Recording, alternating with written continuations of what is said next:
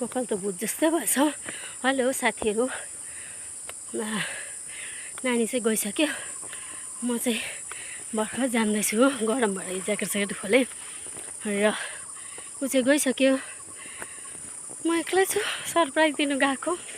अघि एकजना त सरप्राइज दिइहालेँ, अब अहिले पनि सरप्राइज दिनु गएको। भएन नि, बुझ्नुभयो? नानी अगाडि गइहाल्यो, म त सरप्राइज दिनु पऱ्यो। गएको त भएन, फुच्यौ जाडो भएर। यता त पानी आएकै छैन, एउटा पनि पानी आएको छैन। हेर्नुहोस् है साथीभाइ, करेला रहेछ, करेला हो। कति बेसी करेला रहेछ, करेला हेर्नुहोस् त। ए है, करेला रहेछ। अनि हजुरहरू के गर्नुहुँदैछ, कसो गर्नुहुँदैछ? मेरो सरप्राइज त बेकार गयो। के भन्नुहुन्छ? फुचे अघि पुग्यो माथि।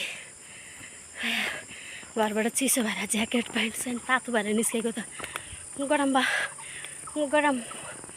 हस्, बाई बाई, फेरि भेटौँ।